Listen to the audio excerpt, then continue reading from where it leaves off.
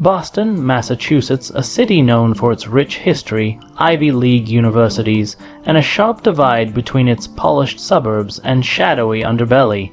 On a chilly March evening, the quiet of Beacon Hill was shattered when the police received a frantic 911 call. A woman's voice, trembling and desperate, whispered into the receiver, "They killed him. Oh God, they killed him."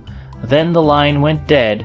Within minutes, officers arrived at the townhouse. Inside, they found the body of Jonathan Miller, a prominent defense attorney. He lay face down in his own study, a pool of blood spreading from a gunshot wound to the back of his head. His mahogany desk was overturned, papers scattered like fallen leaves, and the faint smell of gunpowder still lingered in the air. Detective Rebecca Lawson, 38, Shaw, pied and known for her calm composure under pressure, was among the first on the scene. Her partner, Detective David Carter, younger but street, Mart, joined her in surveying the room. "Execution style," David muttered. Rebecca nodded. "And look at this." Pinned to the bookshelf with a knife was a note written in black marker. "Justice is blind, but I see everything." Rebecca's stomach tightened. It wasn't just a killing, it was a message. Jonathan Miller was no ordinary victim. For years, he had built his reputation defending some of Boston's most notorious criminals, mobsters, drug lords, even corrupt politicians. Some called him brilliant, others called him ruthless, but one thing was certain: Miller had enemies, and plenty of them. As the forensic team bagged evidence, Rebecca studied the room again. No signs of forced entry. Whoever did this either knew Miller personally or was let in willingly. In the hallway, a woman sat shaking uncontrollably, her eyes swollen from tears. Laura Miller, Jonathan's wife. She was the one who made the 911 call. "Mrs. Miller," Rebecca began gently, "we know this is hard, but anything you can tell us might help." Laura clutched a tissue, her voice breaking. I was upstairs. I heard Jonathan arguing with someone, a man. I couldn't hear everything, but it sounded heated. Then, the gunshot." "Did you see the man?" Rebecca asked. Laura shook her head. "By the time I came down, he was gone. I only saw the back door open." Rebecca glanced at her partner. Miller's townhouse had security cameras. If the killer used the back exit, maybe they had something. The next morning, in the precinct's viewing room, Rebecca and David watched the footage. At 9:14 p.m., the back door opened. A figure in a dark hoodie stepped out, face obscured, and walked briskly down the alley. He moved with purpose, not panic, almost as if he knew exactly where the cameras were and how to avoid them. David cursed under his breath. Professional, he knew what he was doing. Rebecca leaned forward. "Pause it. Zoom in." The grainy footage revealed one small detail. The killer wore distinctive leather gloves with silver studs on the knuckles. It wasn't much, but it was a start. By afternoon, the news had exploded across Boston. Hype. Profile attorney found dead in Beacon Hill. Media vans swarmed outside the police department, reporters desperate for a statement, but inside the precinct, Rebecca's phone buzzed. A restricted number. She answered. "Detective Lawson," she said. A distorted voice replied, "You're chasing shadows. If you value your life, drop the case." The line went dead. Rebecca's pulse quickened. Someone was watching them, someone powerful enough to know her direct number. Later that evening, Rebecca drove home, trying to shake the tension gnawing at her nerves. As she pulled into her driveway, she noticed something off. Her mailbox door hung open. Inside was a single envelope with her name typed neatly across it. She tore it open. Inside was a photo, a grainy surveillance still of her walking into Miller's townhouse the night of the murder. On the back, 3 words were scrawled in red ink. "You're next, detective." Rebecca froze, her heart pounding. This case wasn't just about Jonathan Miller anymore. Whoever killed him wasn't just sending messages to the dead man's family, they were sending one directly to her. And she knew one thing. She was in the crosshairs of a killer who was always one step ahead. Detective Rebecca Lawson barely slept that night. Every time she closed her eyes, the image of the photo in her mailbox resurfaced. Whoever was behind Jonathan Miller's murder wasn't just taunting her. They were letting her know they could reach her anywhere, anytime. At dawn, she met her partner David Carter at the precinct. She slid the photo across the table. "Found this at my house last night." David's jaw tightened. "Jesus, Rebecca, that's not just a threat. That's surveillance. They're tracking you." "I know," she said. Which means this isn't some random hitman. This is organized, controlled. They started pulling Miller's old case files. Over 20 years, the man had defended some of Boston's worst criminals, drug cartels, organized crime syndicates, white-collar crooks. Each one had a motive for revenge. One file stood out. 2 years earlier, Miller had successfully defended Anthony Tony Marks of Marconi, a high-ranking member of the East Coast Syndicate, a crime family with deep roots in Boston's docks and construction unions. Miller had gotten him acquitted on murder charges due to lack of evidence. The victim's family had protested outside the courthouse for weeks. David raised an eyebrow. If Miller turned on the syndicate somehow, they'd have no problem sending someone professional to shut him up. Rebecca tapped the file, or maybe he wasn't working with them anymore. Maybe he was working against them. That theory gained weight when the forensic techs returned with a new discovery. Hidden inside Miller's desk was a small encrypted flash drive. Rebecca stared at it, her gut telling her this was the key. The lab tried breaking in, but the encryption was complex. Layers of security far beyond anything a normal lawyer would use. But Miller wasn't just a lawyer. According to his assistant, he'd recently been obsessed with collecting evidence, and had grown paranoid in the weeks before his death. He'd even hinted he was about to expose something big. "Exposing who?" David muttered. Rebecca knew the answer could be on that drive. That afternoon, Rebecca visited Laura Miller again. The widow looked pale, her hands trembling as she poured tea. "Mrs. Miller," Rebecca said gently, "did your husband ever mention feeling threatened? Anyone following him?" Laura hesitated, then nodded. "Yes. The past month he seemed on edge. He'd check the locks 3-4 times at night. He kept saying, 'If anything happens to me, Rebecca Lawson will know what to do.'" Rebecca froze. "He mentioned me."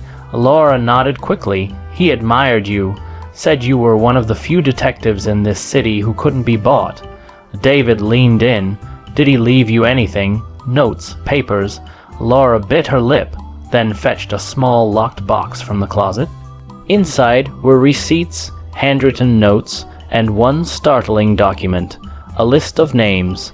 At the top was Anthony Marconi, but below it were names that shocked Rebecca even more.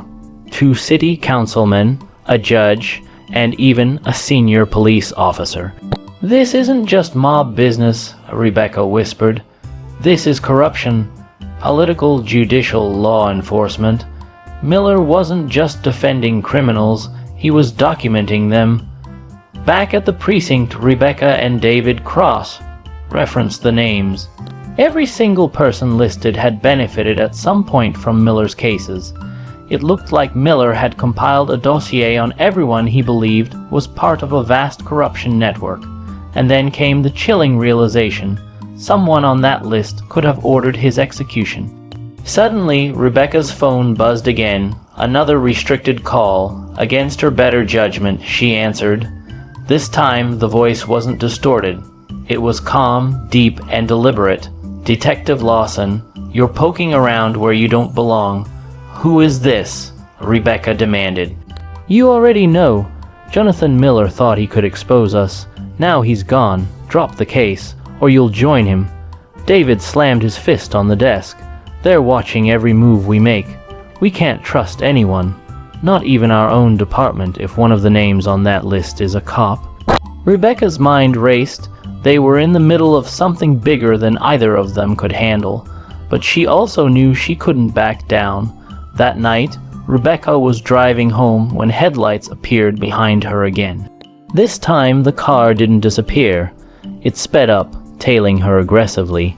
She swerved onto a side street, but the vehicle matched every turn. Her heart pounded. She floored the gas, weaving through traffic, until finally she pulled into a crowded diner parking lot. The car stopped at the corner, idling. She could see the outline of a man in the driver's seat, face obscured. Then, slowly, the car pulled away. On Rebecca's windshield was a fresh note tucked under the wiper.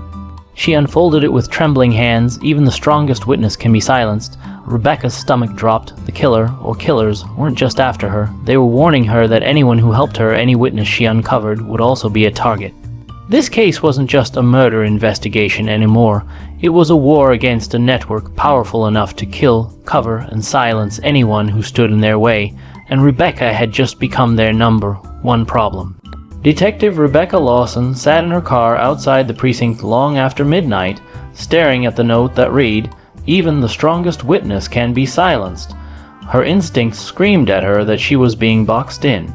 Whoever orchestrated this was patient, calculating, and had resources she couldn't yet measure, and worst of all, there was no one she could fully trust.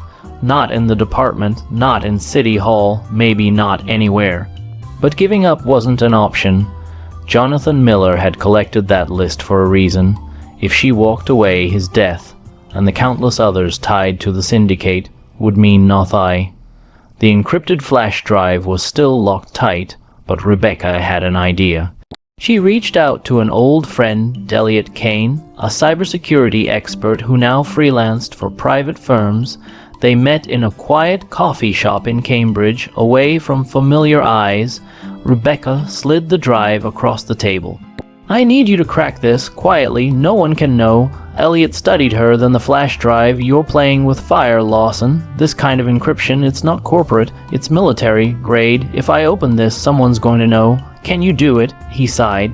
"Give me 48 hours, but after that, you owe me dinner at least." Rebecca managed a small smile. Deal. Back at the precinct, her partner David Carter was pacing. "We can't just wait 2 days," he snapped. "These people already tried to scare you off. What if they strike again before then? Then we move faster." Rebecca replied. Just then, David's phone buzzed. A text from an untraceable number. "If you want answers, meet me at Pier 17. Midnight. Come alone." Rebecca and David exchanged a look. "A trap," David said flatly, "or the only lead we've got." Rebecca countered. At midnight, the Boston harbor was cloaked in mist. Rebecca and David parked 2 blocks away and approached Pier 17 cautiously, guns holstered but ready. A figure stood near the edge of the pier, face hidden beneath a hood. Rebecca called out, "Boston PD, show your hands." The man raised his hands slowly. "Relax. I'm not here to hurt you." His voice was low, urgent. "Who are you?" Rebecca demanded. "They call me Silas. I used to work for Marconi." The name froze her blood. "Anthony Marconi, the Syndicate boss on Miller's list. What do you want with us?" David asked. Silas glanced around nervously. "I don't have much time." Miller was gathering evidence against Marconi. Not just him, but his entire network. Judges, politicians, cops. They're all on the payroll. That flash drive you found, it has the proof. Names, dates, money trails, everything. Rebecca's pulse quickened. So Miller was building a case against them. Yes, he was going to turn it over to the feds. That's why they killed him. David stepped closer. "Why tell us?" Silas's voice dropped. "Because I'm next. I helped Miller collect some of that evidence. If they find me, I'm dead. But if you protect me, I'll testify. I'll help you take them down." Before Rebecca could respond, headlights flared at the far end of the pier. 3 black SUV roared toward them. "It's a setup," David yelled. Gunfire erupted, splintering wood as Rebecca dove behind a crate. Silas scrambled, shouting, "Don't let them take me alive." Rebecca fired back, but the Syndicate's men were well armed, advancing fast. She grabbed Silas by the arm. "Move." The 3 sprinted down the pier, bullets ricocheting around them. David covered their retreat, firing at the SUV's tires. One vehicle screeched sideways, blocking the others. Rebecca shoved Silas into her car, slammed the door, and peeled out of the harbor. They parked in an abandoned warehouse outside the city. Silas was pale, trembling. "You don't get it," he rasped. These people own Boston. You can't hide me. They'll find me." Rebecca crouched in front of him. "Then give us everything you've got, right now." Silas pulled a crumpled notebook from his jacket. Inside were account numbers, coded transactions, and notes about meetings between Marconi and city officials. Rebecca scanned the pages, her heart racing. It was enough to at least confirm Miller's flash drive was the real deal, but before she could say more, the warehouse lights flickered, then cut out. David swore under his breath. "They found us." Rebecca raised her gun, every nerve on edge. Somewhere outside, footsteps crunched on gravel. Then a chilling voice echoed through the dark. "Detective Lawson, you should have listened." The doors burst open. Armed men stormed inside, weapons trained. Rebecca fired first, taking one down, but there were too many. David shouted, returning fire. Silas ducked behind crates, clutching his notebook. Rebecca saw him make a desperate move. He bolted for a side exit, clutching the evidence. A gunshot cracked, and Silas crumpled to the ground. David dragged her behind cover as more bullets tore through the warehouse. They managed to fight their way out a back window, fleeing into the night, but Silas was gone dead, and with him, his testimony.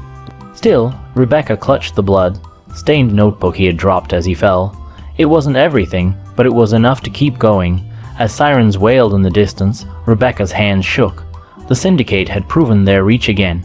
They could silence anyone, but now they had crossed a line. Silas's death wasn't just another body. It was fuel, and Rebecca swore silently, through clenched teeth. "I'll bring you down, Marconi, no matter what it costs me." The city of Boston moved on as if nothing had happened. Traffic, business, the usual headlines, but Detective Rebecca Lawson knew a war was unfolding in the shadows. The Syndicate had killed Jonathan Miller. They had silenced Silas, and now they were coming for her, but this time she wasn't going to run. Elliot Kane, her hacker friend, finally called. "It's open." He said, "The flash drive and Lawson, you need to see this." Rebecca drove to his Cambridge loft, heart pounding. Elliot pulled up the decrypted files on a large monitor. The drive contained years of records. Bank transfers, offshore accounts, wiretaps, and even video recordings. Miller had built a case so ironclad it could take down half of Boston's political and criminal elite. Rebecca's breath caught when she saw familiar names: a city judge, 2 council members, and worst of all, Deputy Commissioner Frank Doyle, her own superior officer. David, who had come with her, muttered, "Christ, no wonder Miller was marked. If Doyle's in this deep, the whole department's compromised." Elliot leaned in. "This is dynamite, but if you try to go public through normal channels, Doyle will bury it. You need the feds, someone they can't touch." Rebecca nodded. "Then we leak it directly. Tonight." Rebecca and David arranged a secret meeting with an FBI contact downtown, someone outside Boston's jurisdiction. They agreed to meet in a parking garage after midnight. But as they pulled in, something felt wrong. Too quiet, too empty. "Trap," Rebecca whispered. Suddenly, floodlights blazed. Black SUV screeched in, boxing them in.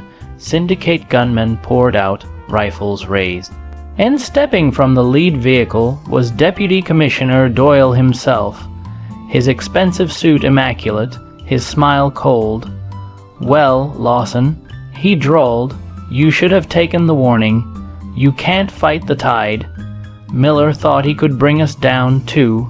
Now look at him." Rebecca's blood boiled.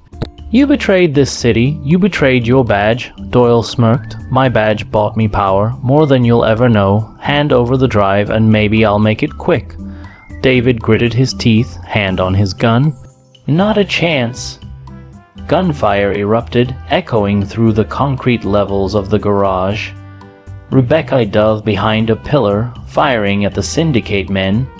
Sparks flew as bullets ripped through metal and glass. David took out 2 gunmen but was grazed in the arm. He cursed, still firing. "We're outnumbered." Rebecca's eyes locked on Doyle, who stood calmly behind his men, giving orders. He wasn't worried. He thought this was already won. But Doyle underestimated Miller.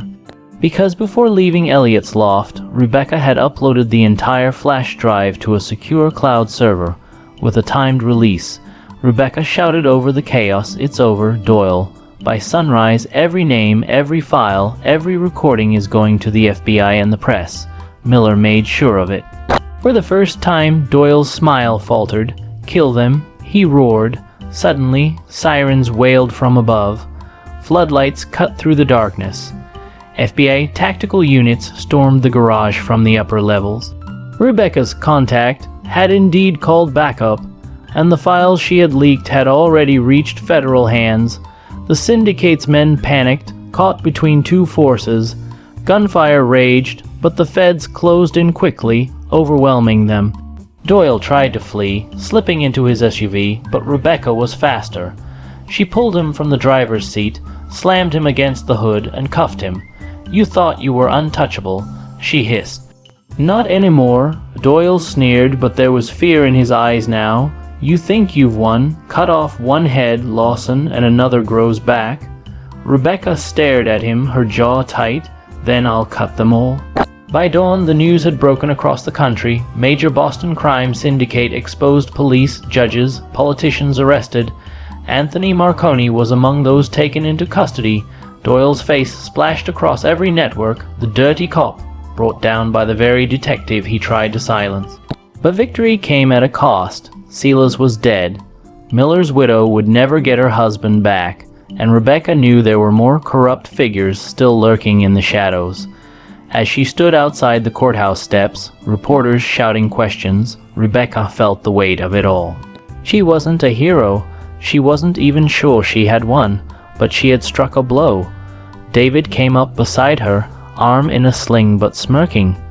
"You realize, Lawson, you just made half this city your enemy." She glanced at him, a faint smile tugging at her lips.